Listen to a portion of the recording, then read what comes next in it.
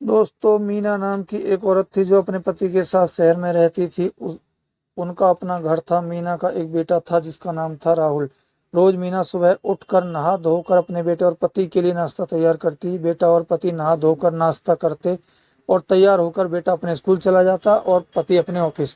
इसके बाद एक भिखारी गेट के बाहर खड़ा होकर बोलता, कुछ खाने को दे दे माई। भिखारी बार बार यही बात दोहराता रहता जब तक मीना रोटी न दे देती। भिखारी की आवाज सुन मीना दो रोटी लेकर आती और उस भिखारी को दे देती। फिर भिखारी रोटी लेकर जाते जाते बोलता, जैसा भी बुरा भला दूसरों के साथ करोगे वैसा ही फल तुम तक लौट के आ जाएगा। इस तरह हर रोज होता। भिखारी आता, फिर मीना रोटी लेकर जाती और जाते जाते भिखारी वही दो बातें बोलकर चला जाता। एक दिन पति और बेटा दोनों सोकर लेट उठते हैं।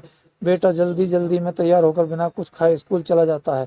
इधर पति की जल्दी जल्दी में ऑफिस के लिए तैयार होने लगता है। पति को जब उसकी जुर्राबें नहीं मिलती तो पति जोर से मीना को चिल्लाता है कि कहाँ रख दी मेरी जुर्राब, मिल ही नहीं रही हैं। मीना किचन से भागते हुए आती है और जुर्राब अलमारी में खोजती है। जुर्राब नहीं मिल रही होती हैं तो पति मीना पर गुस्सा होने लगता है कि याद नहीं रहता तो मैं न जाने कहाँ कहाँ रख देती हो। यह सुन मीना भी गुस्सा हो जाती है और बोलती है, एक तो लेट सोकर उठे हो और अब सुबह सुबह मुझ पर मत चिल्लाओ। दोनों ही बहुत बहस होती है। आखिरकार जुर्राब मिल जाती हैं और पति बिना कुछ खाए और गुस्से में ऑफिस चला जाता है। इधर पत्नी गुस्से में तमतमाते हुए किचन में बर्तन धोने चली जाती है।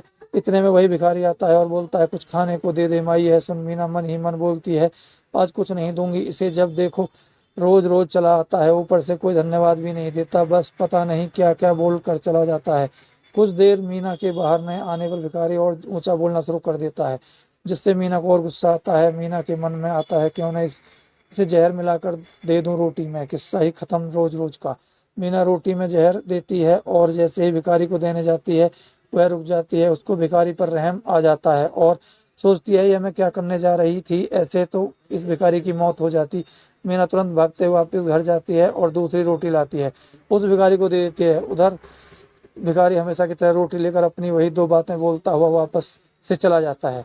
मीना उस जहर वाली रोटी को चूल्हे पर रखकर आग में से जला देती है। मीना दिन का खाना बनाने की तैयारी शुरू कर देती है। मीना खाना बना लेती है। करीब 2 बज जाते हैं और उसका बेटा राहुल अभी तक घर नहीं पहुंचा। मीना यह सोचकर परेशान हो जाती है कि एक तो भूखे पेट स्कूल चला गया और ऊपर से अब तक घर नहीं पहुंचा। मीना का दिल बहुत घबरा रहा था। इतने में कोई दरवाजे पर दस्तक देता है। मीना जैसे ही दरवाजा खोलती है वह दंग रह जाती है। मीना देखती है कि उसका बेटा राहुल बहुत बुरी तरह हालत में है। राहुल के कपड़े गंदे होते हैं और राहुल बहुत कमजोर दिख रहा होता है। मीना राहुल को पहले सोफे पर बिठाती है और पानी पिलाती है। मीना पूछती है कि बेटा यह कैसे हुआ। बेटा बोलता है, माँ मैं बहुत भूखा था, जैसे ही स्कूल से घर आते हुए रास्ते में मुझे चक्कर आ गया। माँ आज तो मैं भी मर ही गया होता अगर उस भिखारी ने मुझे वो रोटी खाने को नहीं दी होती। जब मैं वहाँ रास्ते में गिरा तो वहाँ से कोई नहीं था। कुछ देर बाद वहाँ भिखारी आया और मुझे उठाया, बोलने लगा, ये लो रोटी खा लो, इस समय मुझसे ज्यादा जरूरत तुम्हें है। उसने अपनी रोटी मुझे खिलाई और पानी पिलाया, तब जाकर कुछ जान में जाना ही माँ। बेटे की यह बातें सुन मीना का तो सर चकरा गया। मीना खुद को किसी तरह संभालते हुए रोने लगी। तो आज मेरा बेटा उसी भिखारी की वजह से जिंदा है जिसे मैं आज वो जहर वाली रोटी देने जा रही थी। यदि आज मैंने उसे वो रोटी दे देती तो होती तो वह रोटी तो वो मेरे बेटे को देता और मेरा बेटा मर जाता। इतना सोचा रोने लगती है। अब मीना को उस भिखारी की बातें समझ आने लगती हैं कि भिखारी जो बोलता था वो सही बात निकली। जैसा कि तुम दूसरा भला साथ करोगे वैसा ही लौट के वापस आएगा। इससे क्या सीख मिलती है? तो दोस्तों, इंसान जो भी करता है, जैसा भी करता है, उसे एक दिन उसका फल भी मिलता है। सोचो, अगर उसने आज भिखारी को वो जहर वाली रोटी दे देती होती तो आज उसका बेटा नहीं होता, या फिर भिखारी खुद वो जहर वाली रोटी खा लेता तो वो नहीं भिखारी बचता, तड़प तड़प कर उसका बेटा राहुल बचता। तो देखा, भगवान का न्याय, जैसा करोगे वैसा भरोगे।